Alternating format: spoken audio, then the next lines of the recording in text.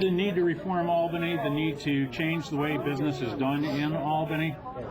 If all of the branches of Albany government are run by Democrats, how is electing more Democrats going to help reform Albany? I don't think it's. I think there's a lot of focus on the party labels. I've worked with Democrats. I work with the Republicans. I think we have to have less focus on the party labels and more focus on the people. It always sort of interested me how all the Democrats vote one way, all the Republicans vote another way, almost on any issue. It's highly improbable that all the Democrats happen to agree with each other and all the Republicans happen to agree with each other on every vote.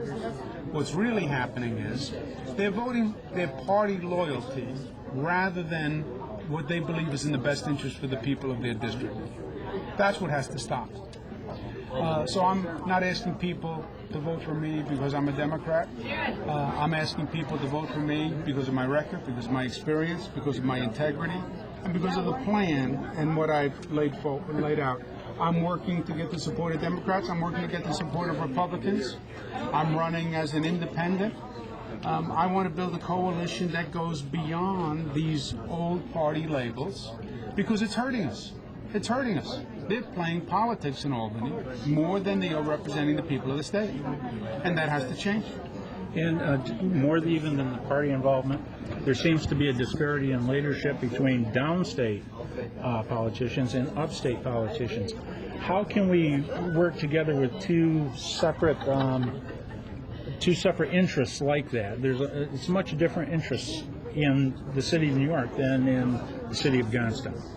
Yeah, but at the end of the day, we are one state, right? And we're one balance sheet. And we're going to rise or we're going to fall together. I've been working all across this state for decades. I don't want to tell you how long I've been working for the people of the state of New York. I did it when I was in Washington. I did it as a not-for-profit. I've done it as the Attorney General. I've worked in every county of this state for years. I know the state.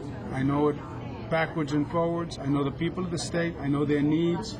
And I've represented every aspect of this state. And that's what I want to continue to do.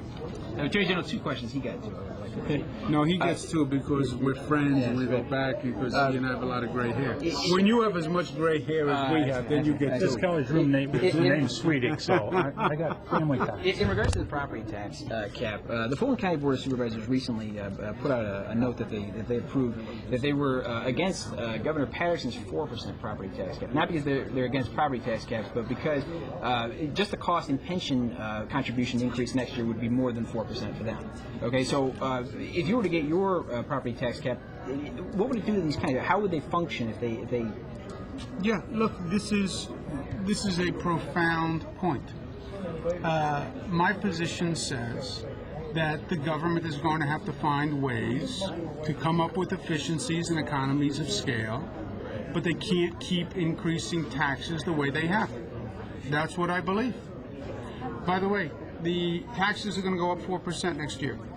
Whose income is going up 4%? Whose savings account is going up 4%? Whose house is going up 4% in value? You can't keep increasing the costs on taxpayers as if they are a bottomless well. They're not. And every person, I understand the economy is slow, and I understand government may have to tighten its belt. But you know what? Every family in this state had to tighten its belt. Every company in this state had to tighten its belt. It's not easy, but it's necessary.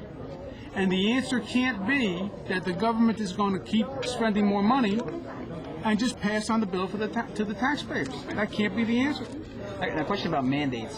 13 You only got one question. 13 local school districts last year. A petition. See what happened to young guys now? They just keep going anyway. It doesn't matter. No respect. No respect. Petition the state to ask for some reform of the Triborough Amendment to the Taylor Law, basically saying that it had become an unaffordable state mandate. They can no longer deal with it. Do you support the Triborough Amendment to the Taylor Law? And if so, why? We have to look at mandates all across the board. We have to, the platform that I put forth in my campaign, I say everything has to be on the table. We have to revisit everything.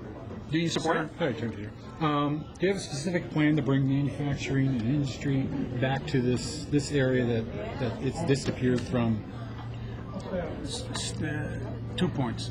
I spent 8 years in Washington, as I was talking about inside the room. I ran Housing and Urban Development, HUD. I was a cabinet secretary during the Clinton administration. And HUD primarily was an economic development organization. And it was a great experience for me because we did economic development all across the country. There are 2 points on economic development strategies. First, you have to remove the barriers. The barrier here is you have one of the highest cost states in the nation. When you look at the state and local taxes, you look at the cost of energy. It's just too expensive to do business in New York for a lot of companies. And the taxes, as we were discussing before, have been increasing exponentially. And what you have to say to business is, I get it, I understand. We're going to get the cost of taxation under control. And that's why I talk about, in my administration, a cap on property taxes and a cap on state spending. So you can say to businesses, come here, stay with us, we get it, we're not going to continue to increase taxation. B, the economic development strategies that work are regional economic development strategies where that region of the state comes up with a comprehensive, holistic vision for development driven by the private sector that the state partners in. And those are the regional strategies that I would look forward to putting together for the state of New York. I've worked on this all across the country. I would love to work on it in my home state.